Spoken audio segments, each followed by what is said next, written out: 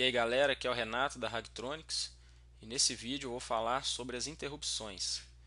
As interrupções, elas são ações muito importantes que acontecem dentro do microcontrolador e de um processador que nos permite sair do loop infinito, entrar no loop de interrupção, fazer todos aqueles procedimentos que a gente colocar dentro do loop de interrupção e então a gente volta para o loop infinito de onde a gente parou e continua lendo o nosso código normalmente.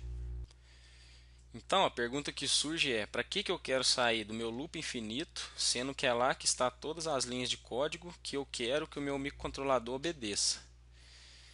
Então a gente vai ver daqui para frente muitos motivos, né? Por que a gente sai do loop infinito e entra no loop de interrupção. Mas um exemplo que eu posso dar aqui agora de utilização da interrupção seria piscar dois LEDs em frequências diferentes.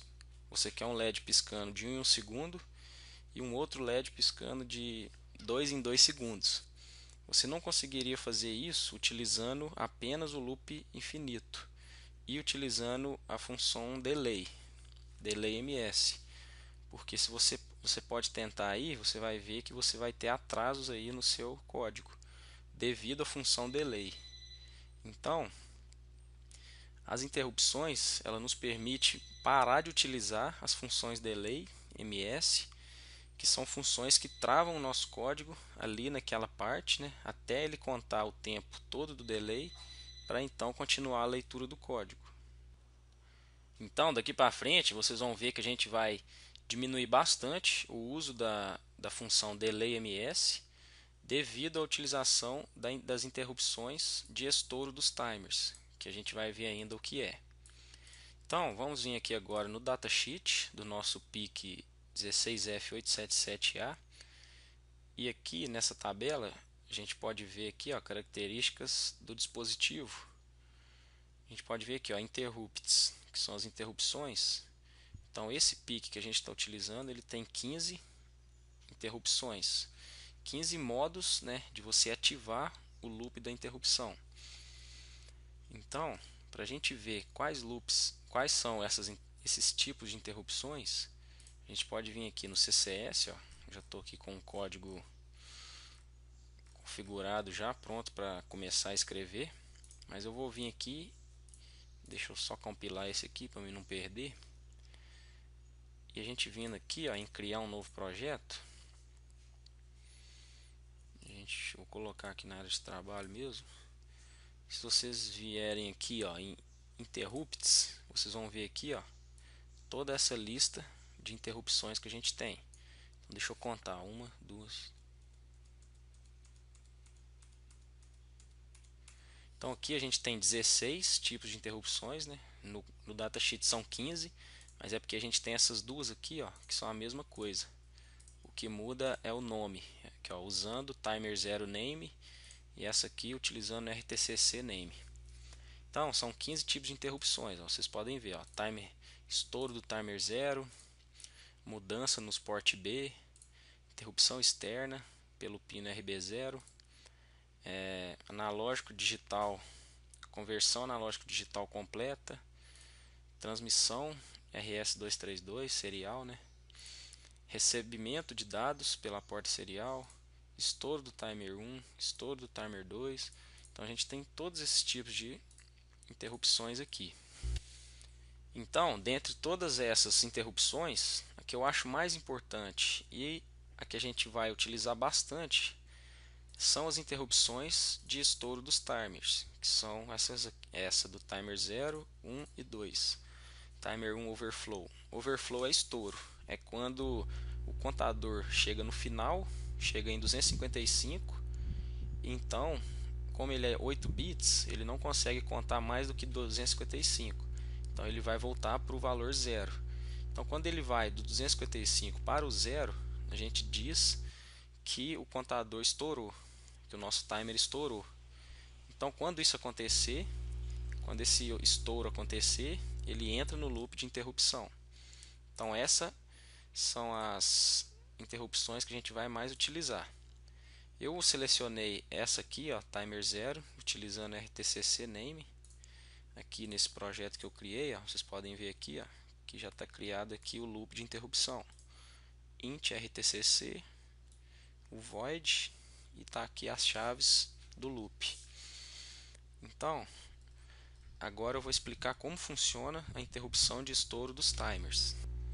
Então, galera, vindo aqui no Paint novamente, eu vou explicar agora como funciona a interrupção por estouro dos timers. A gente tem um tempo chamado ciclo de máquina, que está escrito aqui CM, que é um tempo gasto para que cada linha de código, cada função em assembly seja feita dentro do nosso microcontrolador. Então, para quem não sabe o que é assembly, assembly é uma linguagem bem próxima da linguagem de máquina, no qual a gente mexe diretamente com os registradores do microcontrolador. Então, a gente setando esses registradores, configurando eles diretamente, a gente consegue escrever qualquer código que a gente faz aqui no nosso CCS. Só que fica um código bem maior e mais difícil, por ser um nível de abstração bem mais baixo, né? Por ser uma linguagem bem próxima da linguagem de máquina. Então, se você quiser aprender mais sobre Assembly, eu recomendo. Você vai aprender bastante sobre o funcionamento dos processadores e vai entender muita coisa legal aí de se aprender. Mas então, o ciclo de máquina é esse tempo gasto para a gente. Algumas funções em Assembly gastam 2 ciclos de máquinas, algumas gastam 1 ciclo, algumas 4, mas a maioria é 1 e 2. Então esse ciclo de máquina, ele é um tempo que é calculado por 1 sobre a frequência que o nosso oscilador está trabalhando. Mas a frequência que o nosso microcontrolador está trabalhando, na verdade. Mas a frequência do microcontrolador, ela não é igual à frequência do oscilador. Ela é a frequência do oscilador dividido por 4. Vocês podem ver no datasheet que ele fala isso, que a frequência que o microcontrolador trabalha, ela é dividida, ela pega a frequência do oscilador e divide por 4. Então, se a gente estiver usando 16 MHz, igual a gente está utilizando agora, a gente divide por 4 e a nossa frequência real é 4 MHz. Então, se é 4 MHz, o nosso ciclo de máquina é 1 dividido por 4 MB. Então, se a gente fizer isso aqui, 1 dividido por... A gente tem 2,5 vezes 10 a menos 7, ou 0,25 microsegundos. Então, no nosso pique agora, o nosso ciclo de máquina é 0,25 microsegundos. Para que eu estou falando desse ciclo de máquina? Porque os nossos timers, o timer 0, por exemplo, cada incremento dele, vou pôr aqui T0, para ele incrementar em um valor, ele gasta um ciclo de máquina. Então, nosso timer 0, se ele inicia em 0, para ele ir para 1, ele vai gastar 0,25 microsegundos. Então, como a gente quer o estouro do timer, quando ele estourar, ele vai entrar na interrupção. Então a gente tem 0,25 vezes 256 vezes, né? Porque ele é um timer de 8 bits. Então a gente faz 0,25 vezes 256. Então a gente vai ter 64 microsegundos, né? Então o nosso timer ele vai estourar a cada 64 microsegundos, ele vai entrar na interrupção. Só que a gente tem mais uma configuração que a gente pode fazer aqui, chamada de pré-scaler. Esse pré-scaler é quanto ciclo de máquina será necessário para o timer incrementar em um valor, em uma unidade. Então, nesse caso aqui de cima que eu fiz aqui, o nosso pré-scaler foi de 1 para 1, né? ele incrementou um ciclo de máquina para incrementar uma unidade. Mas eu posso utilizar, por exemplo, um pré-scaler de 8, 1 para 8. Então ele incrementa uma unidade a cada 8 ciclos de máquina. Então, se são 8 vezes, então se é 0,25 vezes 8, a gente vai ter 2 microsegundos. Então ele vai incrementar uma unidade a cada 2 microsegundos. Para ele estourar é vezes 256, né? Então vezes 256 a gente vai ter 512 microsegundos. Então através do pré-scaler e através do ciclo de máquina a gente consegue regular, a gente consegue controlar esse tempo de estouro dos timers. Então, pessoal, todas aquelas contas que eu fiz ali agora, de pré-scaler, de ciclo de máquina, quando a gente vai criar o nosso projeto aqui no CCS, vocês vão ver que ele faz todas essas contas para a gente. Que, ó, quando a gente vier aqui em timers, aí a gente vem aqui, ó, timer 0, vocês vão ver aqui, ó, a resolução. Essa resolução é o tempo de incremento. Então é quanto tempo gasta para incrementar uma unidade. Então, e aqui embaixo a gente tem overflow, que é o tempo do estouro. Então, vamos fazer essa conta aqui, ó. Se o nosso tempo de incremento em uma unidade é de 0,2 microsegundos, vezes 256 vai dar 51,2 microsegundos. Então vocês podem ver aqui que está certo. Então aqui, ó, se eu colocar aqui, por exemplo, assim, na verdade eu tenho que mudar aqui, né, o meu oscilador, que é de 16. Aí quando eu vier aqui, ó, vocês vão ver que a frequência vai para 4, né? Porque a gente divide ela por 4, igual eu falei. Então agora a gente tem de novo, ó, 0,2. Então agora aqui mudou. Mudou porque o nosso ciclo de máquina mudou também. Então a gente pode ver aqui, ó.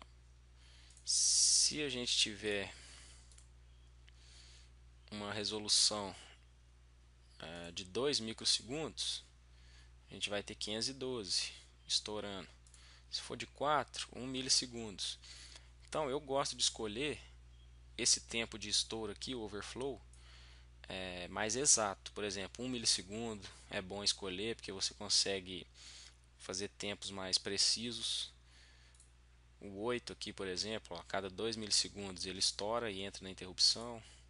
16 é 4, então eu gosto de utilizar aqui, ó, por exemplo, 8.1 já não é bom utilizar porque já não é um tempo muito preciso. Nem o 64 aqui também, que dá 16.3. Então eu recomendo vocês utilizarem tempos mais precisos para o estouro do timer. Se você for utilizar, precisar de tempos precisos no seu código, né? Se você precisar de piscar um LED em uma frequência certa ou acionar um relé em certa frequência, então isso aí é bom você utilizar isso aqui. Então no meu aqui que eu já criei, nesse código aqui, eu utilizei esse aqui, ó, a cada 1 milissegundos ele vai estourar. Então aqui, ó, nas configurações, aqui você pode ver a configuração do timer 0, do meu timer 0, dizendo aqui, ó, RTCC interno, utilizando então o oscilador interno, div 16. Esse div 16, esse 16 aqui, ó, é o meu pré-scaler que eu expliquei para vocês, né? Quantas vezes, quanto ciclo de máquinas para incrementar um valor no timer 0. Aqui eu estou utilizando 16 ciclos de máquina para incrementar uma unidade no timer 0. Então, se a gente vier aqui na calculadora e fizer essa conta, a gente vai ver aqui, ó, a gente tem o nosso frequência de trabalho real, que é essa, né, 0,25 microsegundos. Então a gente multiplica por 16 por causa do pré-scaler e multiplica por 256, né, que é o estouro do timer, por ser 8 bits, Então são 256 unidades. Então a gente tem aqui 1,024 milissegundos. Lá estava escrito 1 milissegundos. Então a gente pode ver aqui que não é exato. Mas para a gente fazer esse valor ficar exato, a gente apenas inicia o nosso contador em 6 unidades. Se a gente iniciar ele em 6, ele vai até 255. Então a gente tem que iniciar em 5, na verdade, né? Para ele ir até 255, então serão 250 valores. Então se a gente pegar aqui de novo, ó, 1 dividido por 4 mega vezes 16 do pré-scaler vezes 250. Aí, ó, vocês podem ver que aqui vai dar 1 milissegundos. Então eu vou ensinar para vocês como que a gente inicia o nosso timer em 5, para ele contar até 255 e contar 250 unidades para ficar exato esse valor de 1 milissegundos aqui. Para a gente fazer isso, a gente apenas coloca aqui na nossa função de interrupção, a gente sempre vai colocar set timer 0 e o valor que a gente quer, 5.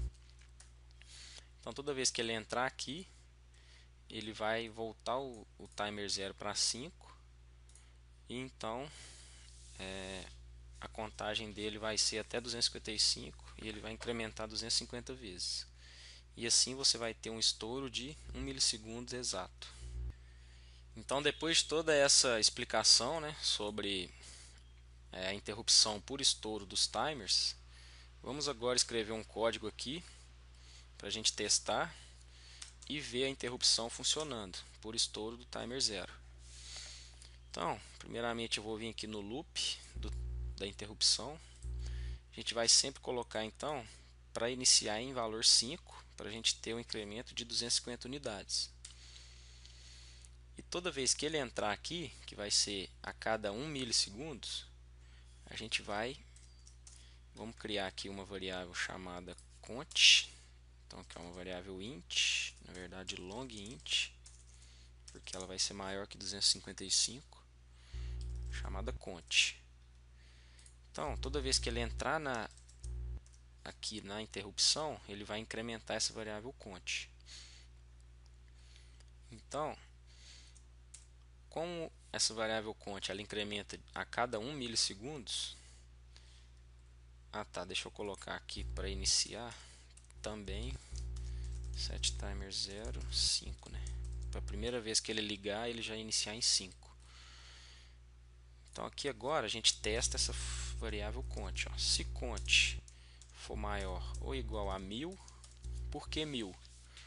1000, como é 1 milissegundo, quando ela for 1000, quer dizer que vai ter passado 1 segundo. Então eu quero piscar um LED a cada 1 segundo. Então eu venho e dou output high, na verdade toggle. Vamos colocar o pin D4, acho que é o D4 que está ligado meu LED. E o outro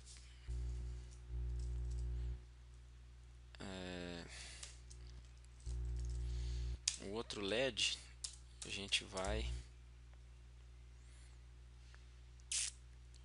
deixa eu criar outra variável aqui, cont2. Tá, cont++, cont2++. Então aqui, quando cont2 for maior ou igual a 500, aí output toggle pin D3, D5, na verdade. Então tá aí, pessoal, a gente nem vai colocar nada aqui, no while true, não precisa pôr nada, a gente pode apenas pôr um ponto e vírgula aqui. A gente não vai ter nada no loop infinito, a gente vai ter o nosso microcontrolador trabalhando apenas na interrupção. Então a cada 1 milissegundos ele vai entrar na interrupção, vai incrementar os valores das variáveis e aqui ele vai testar. Se cont for maior ou igual a 1000, vai ser 1 segundo, ele alterna o valor dele. ligado para desligado e desligado para ligado. E se cont 2, que é a outra variável, for maior ou igual a 500, que é 500 milissegundos, né? Meio segundo, porque aqui entra aqui a cada 1 milissegundo, né? Então ele alterna o outro LED nosso. Então, pessoal, aqui também no nosso código, depois que a gente testa se o nosso variável cont é maior ou igual a 1000, né, para dar 1 segundo, a gente tem que vir e zerar a variável cont, para que ela volte para o valor de 0, cont 2 também, para ela voltar no valor de 0 e começar a contagem novamente.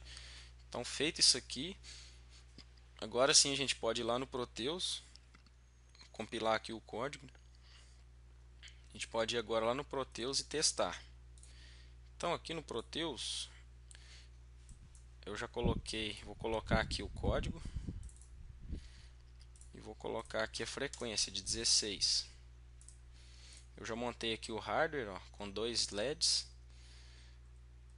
ligados aqui com resistor, e eu vou dar play aqui. Então a gente pode ver aí, ó, os nossos LEDs piscando, um a cada um segundo e o outro a cada meio segundo. Então, a gente pode ver que quando esse pisca, liga, e na hora que ele pisca de novo, o outro desliga. Esse delay que está dando é o próprio computador, né, que não está conseguindo acompanhar aí, mas por eu estar gravando a tela aqui também, mas dá para ter uma ideia aí funcionando. E eu vou fazer esse código aqui, vou testar ele agora na protoboard para vocês verem que funciona certinho de verdade aqui também.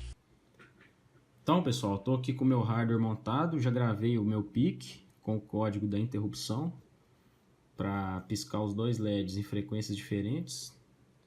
Então vamos ver. Então tá aí, ó, vocês podem ver, ó, o vermelho piscando de 1 em 1 segundo. Não, na verdade, o amarelo piscando de 1 em 1 segundo e o vermelho a cada meio segundo. Então, no momento exato que o vermelho pisca, o amarelo liga. Quando ele pisca de novo, o amarelo desliga. Então tá aí, ó, com uma precisão muito boa. A gente vai ver no osciloscópio aqui a precisão, se realmente está sendo 1 segundo e meio segundo que esses LEDs estão piscando. Então aqui agora eu liguei o osciloscópio na saída das portas do PIC, e a gente pode ver ali as nossas ondas. A gente pode ver uma com a frequência maior e a de baixo com a frequência menor. Então de cima é o LED piscando a cada meio segundo e o de baixo é o LED piscando a cada 1 segundo. Eu vou dar um stop aqui e vou pegar um cursor para a gente medir esse tempo aí, se realmente é meio segundo e 1 segundo, né? Então vamos pegar aqui canal 1, tempo. Então a gente pode vir aqui, ó, aumentar esse sinal para a gente pegar melhor ele. Então, se a gente vir com o cursor bem aqui onde termina, aí a gente vem com o outro, coloca aqui onde começa. Então lá, a gente pode ver aqui, ó, o triângulozinho, 500 milissegundos. Então a gente pode ver aí que tá certinho ali a nossa marcação de 500 milissegundos, meio segundo, né? E agora, se eu pegar esse cursor, pôr ele no início aqui do azul, e pegar o outro e pôr aqui no finalzinho, então lá a gente tem 1 segundo bem aqui, ó, a diferença entre os cursores. Então a onda de baixo está com 1 segundo nível lógico alto e 1 segundo baixo, e a de cima 500 milissegundos, confirmando aí a nossa interrupção, trabalhando certinho, bem preciso, com nossos LEDs aí em duas frequências diferentes. Então, se você gostou desse vídeo, deixe seu like aí no vídeo, compartilhe com seus amigos aí que gostam de eletrônica, continue acompanhando nossa série de microcontroladores PIC e até o próximo vídeo.